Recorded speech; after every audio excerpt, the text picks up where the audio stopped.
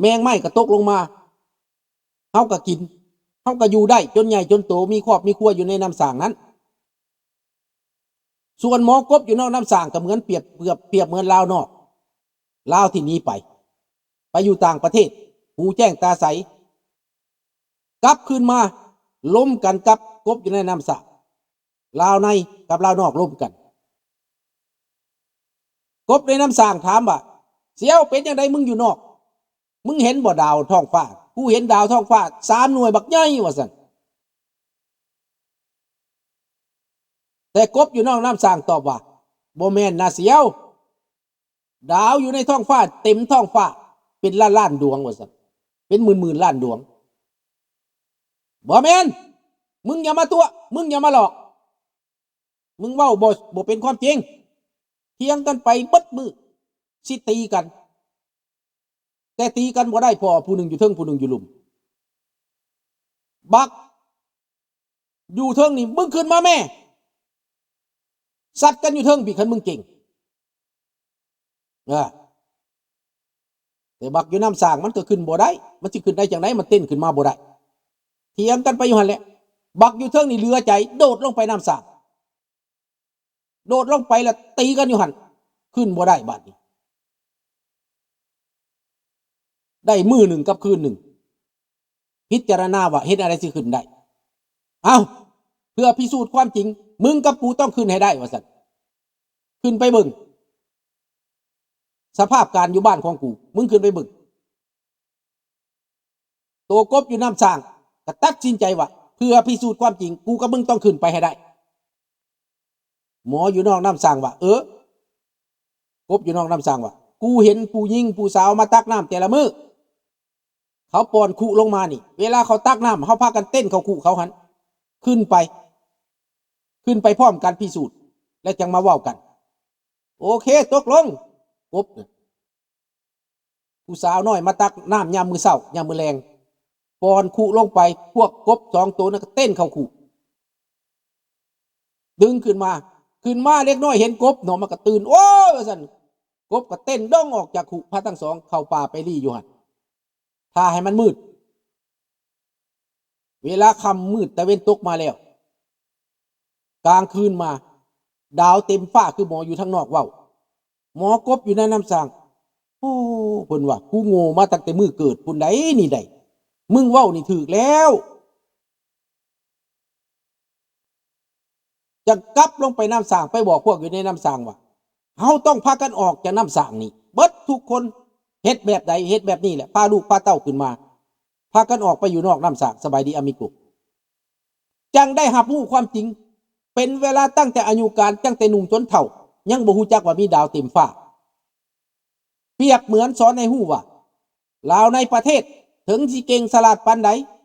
ก็เห็นตั้งแต่ในกระทะเห็นในหม้อนั่นแหละเห็นแคบความหมายว่าวงแคบสายตาแคบบ่ฮู้จักความเป็นจริงของโลกผู้มีความฮู้เขาฮู้แล้วเขาก็บ่บอกเฮาเขาก็ตัวเฮาเพราะว่าเขาสิใช้แรงงานเฮาเขาสิกินเปรียบเฮาเขาสิเอาเปรียบเฮาเขาสิเหยียบย่ำทำลายเฮาเขาบ่อยากให้เฮาฮู้จักคนโง่เขาก็เอาเปรียบคนฉลาดเขาเอาเปรียบของคนโง่เขาเป็นเหยื่อเขาเป็นเหยื่อของพวกรัฐบาลเป็นเหยื่อของพวกปกครองฝ่ายประชาชนนี้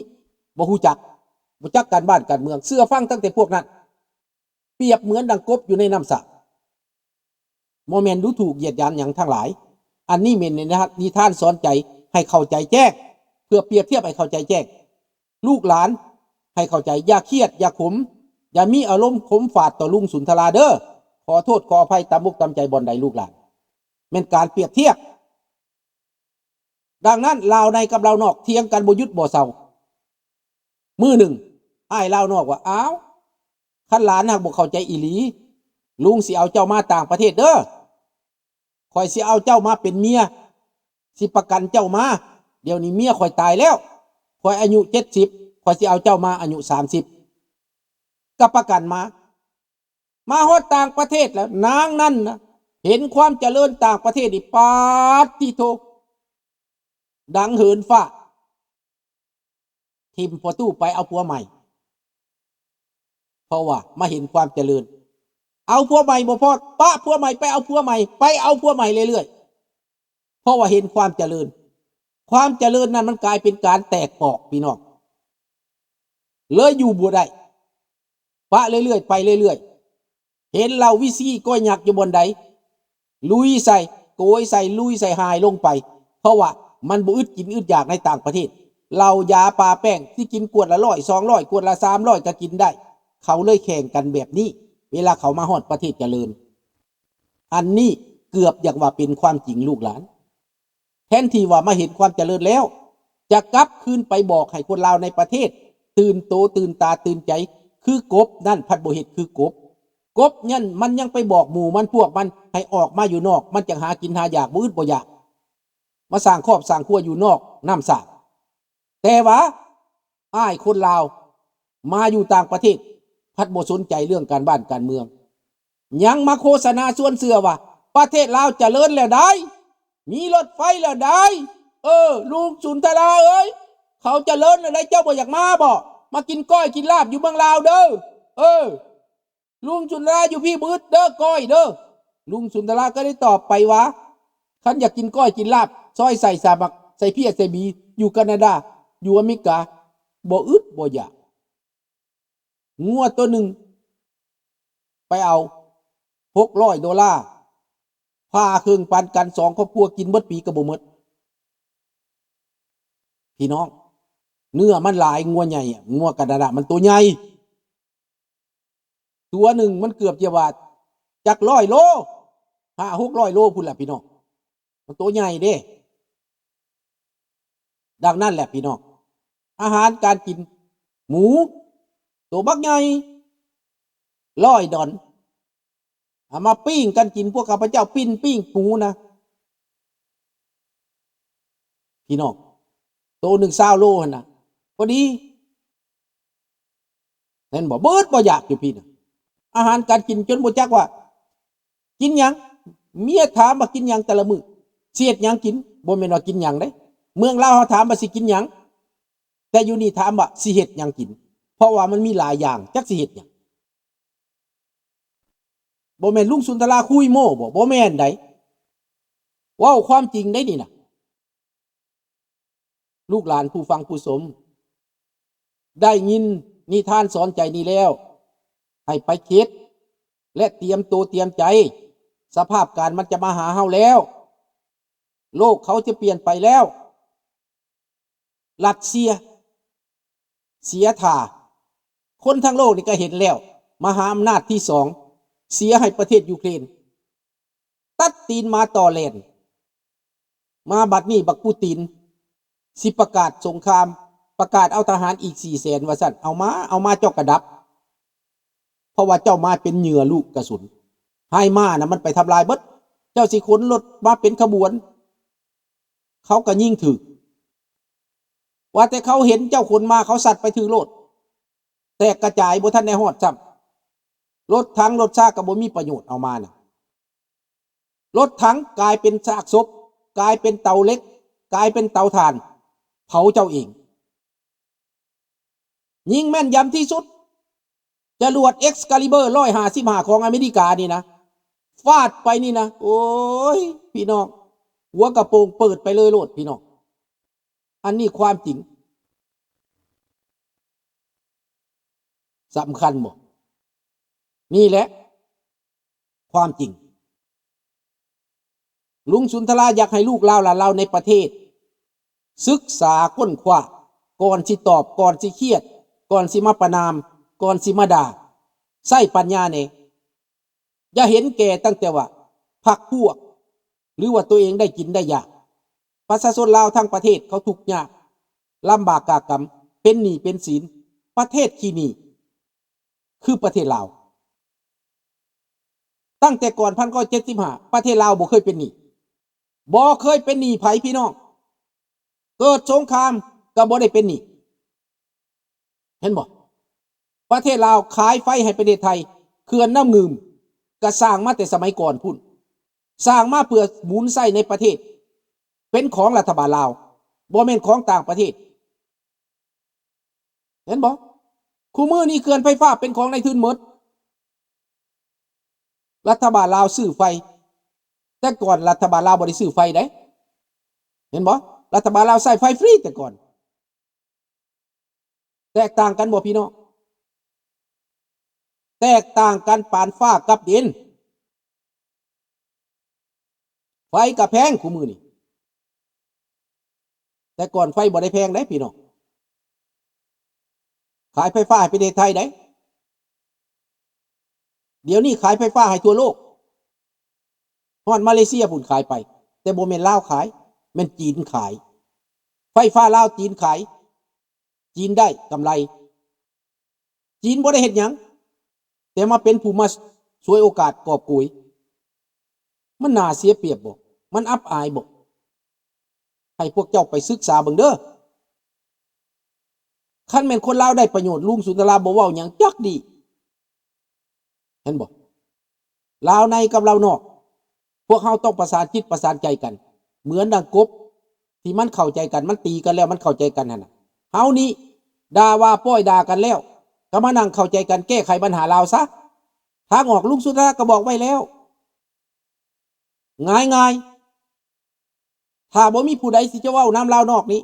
ติดต่อหาลุงสุนทรารัฐบาลลาวน่ะลุงสุนทรายินดีจะเต้าโฮมเบิดคนลาวอยู่นอกนี่นะเพื่อเปลี่ยนแปลงการปกครองเพื่อเป็นประชาธิปไตยอาสาสมัครเป็นตัวประสานงานและแก้ไขปัญหาลาวโดยแท้จริงมีสถาปัตยศาสตร์มีนานาศาสตร์มีรัฐบาลมหาอำนาจเกี่ยวข้องลาวจึงจะเจริญลาวจึงจะหลุดพ้นออกจากความทุกข์ยากลาวจึงจะหลุดพ้นจากความขัดแย้งลาวจึงจะลดพ้นจากการเอารัดเปรียบจากนายทุนทั้งหลายนายทุนหน้าเลือดปล่อยให้ลุงสุนทราจัดการยาเสพติดลุงสุนทราจัดการ2อย่างนี้ก่อนอันที่3คือคอร์รัปชัน3อย่างเอาขอ3อย่างก่อนความยุติธรรมทั้งหมดเหล่านี้แหละจะแก้ไขก่อนหมู่หมดเพื่อความถูกต้องปรองดองของคนลาวความยุติธรรมมันจะช่วยให้คนลาวถือกันเพราะว่าข้าพเจ้าเห็นในประเทศแคนาดานี้100 กว่าชาติมาอยู่นำกันเฮ็ดแนวไหนมันจังถือกันข้างบ้านก็เจ็กทั้งนั้นก็แขกดำแต่บ่เห็นผิดกันพี่น้องทั้งหน้ากับคนเกเบกัวทั้งหลังกับคนยิวบ่ผิดกันย้อนหยังย้อนความยุติธรรมพี่น้องย้อนหลักการย้อนกฎหมายทุกคนเคารพกฎหมายตัวอย่างขับรถพี่น้องเกิดบ่อุบัติเหตุเกิดแต่จำเป็นเหลือวิสัยจังเกิดหิมะมันลื่นบ่ไฟแดงมันตายบ่มันจังเกิดหรือว่ารถตายกลางทางบ่จังเกิดพี่น้องเขตโรงเรียนนี่นะตำรวจบ่มีดอกมีป้ายแล้วย่างไกลมาเจ้าต้องหยุด stop ต้อง stop อีหลีนี่แหละจ้องจอดนิ่งๆเลยจังได้ไปได้เห็นบ่เขานับถือกฎหมายเบิดกฎจราจรเขาก็ถือกันหมดเบิดทุกคนที่ขับรถต้องฮู้กฎจราจรแต่ประเทศลาวนี่มึงขับไปโลดจักสิขับไปหน้าจักสิขับไปหลังจักสิไปซ้ายไปขวานอกเลน stop ก็บ่หยุดบางเทื่อไฟแดงก็บ่หยุดข้าพเจ้าเบิ่งแล้วโอ้คนลาวนี่เนาะแล้วเกิดอุบัติเหตุตายย้อนความเจริญก็หลายเด้อพี่น้องตายย้อนได้หลุดหมอนึง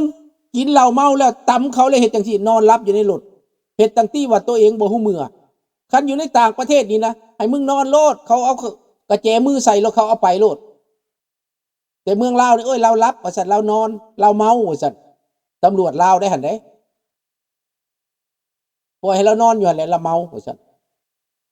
เราเป็นพนักงานว่าซั่นพนักงานกินเหล้าเมาอยู่พี่พนักงานแห้งจับตำรวจเมาแห้งจับเพราะว่าเป็นตัวอย่างแนวบ่ดีเห็นบ่ความแตกต่างจับตั้งแต่ประชาชนเพื่อหมายเอาเงินเท่านั้นผิดก็อย่าเอาเงินให้แล้วก็เบิดมันเป็นอย่างไรล่ะตำรวจลาวก็มันก็เป็นโจรคือนายมันนั่นแหละลูกน้องกับนายมันเฮียนจากเดียวกันมันเป็นโจรคือกันมันหากินแบบนั้นแหละพี่น้องหนังสือเดินทาง 3,000 บาทหนังสือเกี่ยขาวใบ